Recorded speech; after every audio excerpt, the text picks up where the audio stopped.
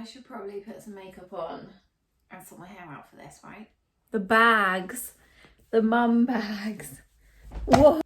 Is it even possible to look awake and alive when you have the most lively 3-year-old? Welcome to my escape from my child, a little hut at the bottom of the garden where I try to get stuff done. What is this channel? What is this all about? This is an insight into my life. I'm letting you in, and it's gonna be raw, it's gonna be real, and it's gonna be honest, because what's the point unless I'm honest with you, right? I hate watching things or hearing things and I'm like, that's just not real, it's not relatable, who can relate to that? So I just want to give you a small insight into the world of how reform has become what it is today, and how I juggle being a mum, running a business, running a household, being a girlfriend, and just, I suppose, trying to do anything for myself as well. As you can see, I would probably say my appearance is bottom of the list of everything else that comes on top of it. I think ultimately, I just don't have time to look after my appearance. I would rather go to the gym, go for a walk, spend time with Evie, spend time with Patrick, work. So to me, my appearance, or if I brush my hair or put makeup on, will only be if I'm going out, and that's it. Like, I don't mean out to the shops or taking Evie to the park. I mean out, like going on a dinner date with Patrick, or going and meeting the girls, which currently is very rare. So yeah, like, I don't even think my foundation matches my skin tone anymore. So here's the thing, like, if you can just gain anything from this or relate to it in any way, shape or form, that's all I really want. I don't necessarily want this to be anything groundbreaking, anything that you're like, wow, I just never knew that. I just want this to be like raw footage of what my life is, and then if I can help any of you in the process of you seeing how much chaos I have going on around me, then great, like great. Or even if it just makes you feel like, oh my god, I'm not alone in this, like somebody else understands me, and that's what this is really about. That's genuinely it. I will ask you guys questions. I am open to questions. If there's things that you want to know about, if there's things that you want to learn, hit them my way. Like, challenge me, test me with this, like push me out my comfort zone. I'm all about that. Rewind a year ago, before I started Reform, the online coaching platform I have, and I would never have spoken on camera, and yet here I am today creating my own YouTube channel. Like, I don't even have a YouTube account yet, like, let alone how I'm gonna upload this onto YouTube. So yeah, we're starting from the bottom, okay? So this one is pushing me out my comfort zone. Okay, who is Ree? She's here, right here. Baggy mum top, covering up, high-waisted jeans to tuck the mum tum into, hair that has been half straightened and ruined by the rain, and actually not even brushing it this morning because of a very needy toddler. Yeah, the bags, everything, the wrinkles, like, it's here, like, this is me. So I'm sorry, I need a snack break.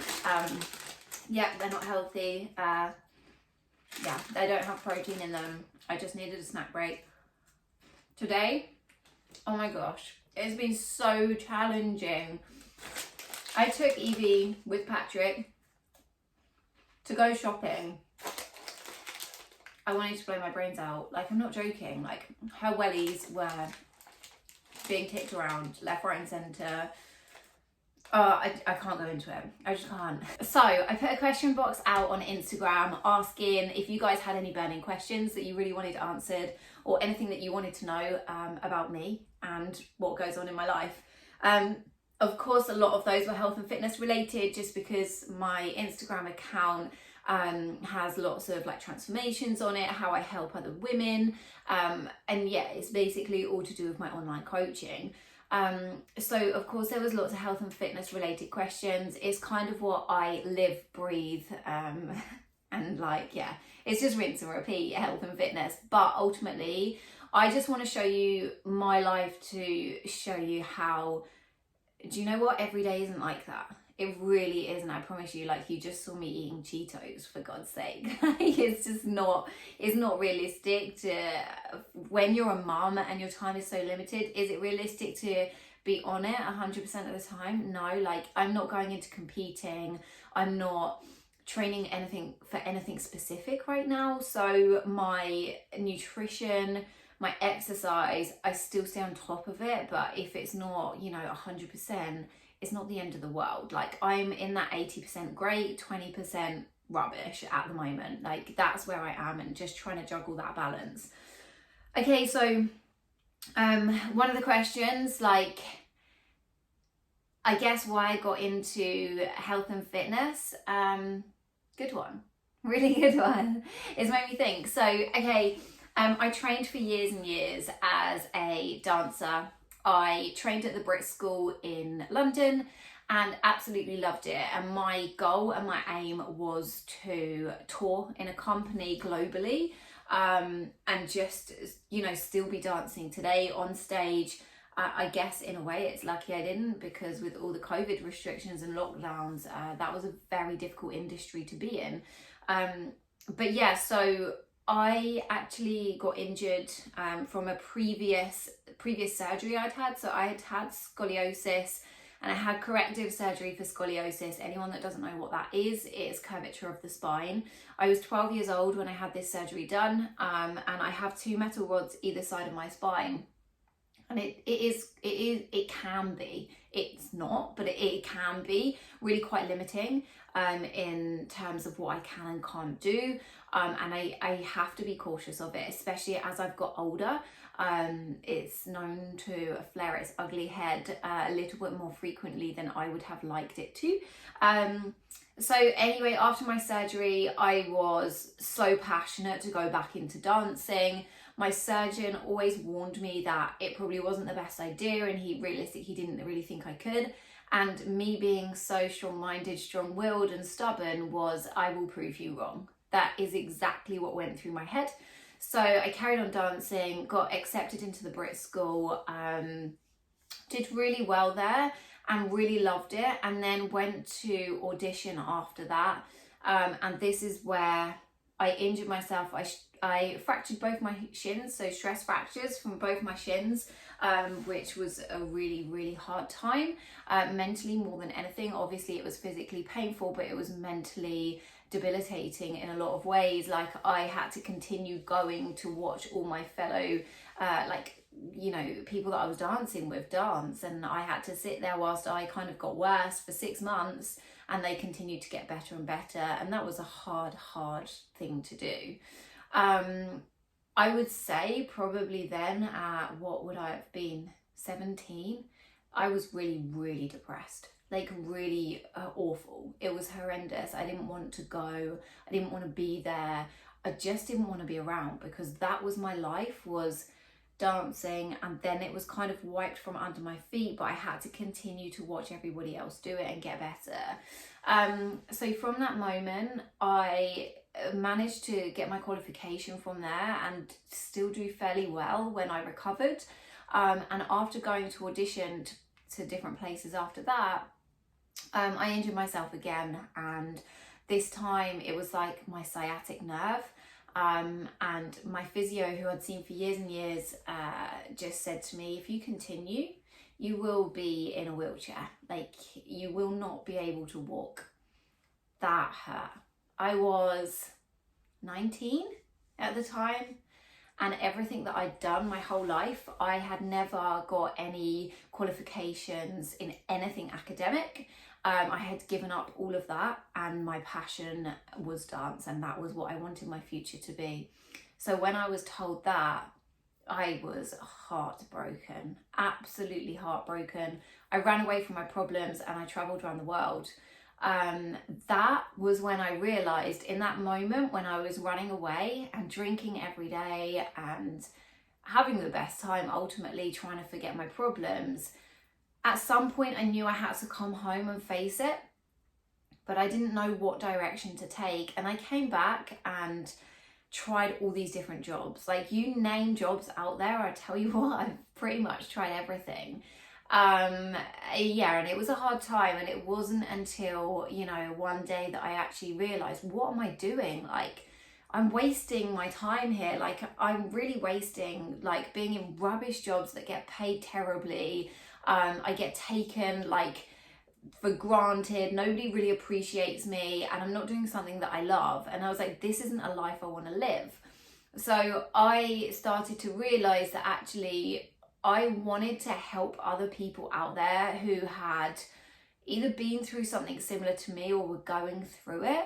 And at the time, that was support and guidance after surgery, injuries, you know, being told they can't do something. I was like, I had no support other than, of course, from my family, but I had no support from any professional, anybody who was in the health and fitness industry or the dance industry. Like, people just cleared their hands of me. Like, that was it. Like, I was old news. I wasn't going to make the cut for dancing. I wasn't going to be in the companies I wanted to be in, so they didn't care. And it hurt me so bad that I was like, I don't want anybody else feeling that pain that I felt. I want them to have support and guidance. So that's when I was like, what can I do here? And I was like thinking of, you know, becoming a physiotherapist or a sports massage therapist, and I trialed it, but it still didn't feel right. I needed it to be active. I needed to be moving, to be active, to be loving what I did. And that's when personal training came into it.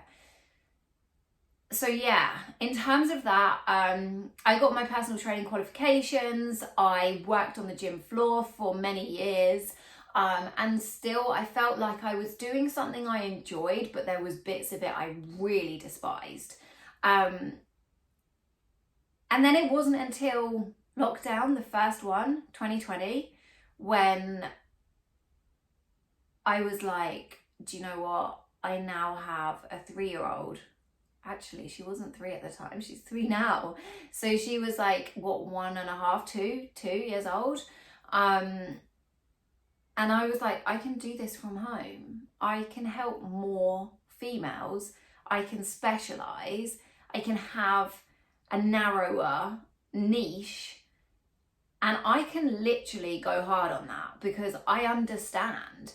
And that's what I did. And that's where I am at today. I think for me as well, like, I became a single parent. Times were tough. I struggled. I went through my own transformation. I lost 10 kilos. I learned to love myself again. I got my confidence back. And so for me, it was a no-brainer. I was like, if I can do this on my own whilst raising a child, I can help other mums. And that was the light bulb moment for me, where I was like, oh my God, nobody should be feeling the way that I was feeling. Let's push for this. Let's make this happen. Let's showcase what you can really achieve if you put your mind to it. And that's exactly what I think I'm doing right now. Hands up if I've helped you. No, but seriously, I absolutely love what I do. I love, the people I work with. It's great. It's so fantastic. It's such an awesome job. There's not one bone in my body that doesn't enjoy it. And, you know, now I can work in this little hut at the end of my garden, talking to people through a screen, whilst I can still hear my toddler in the house, throwing things and screaming the house down, basically.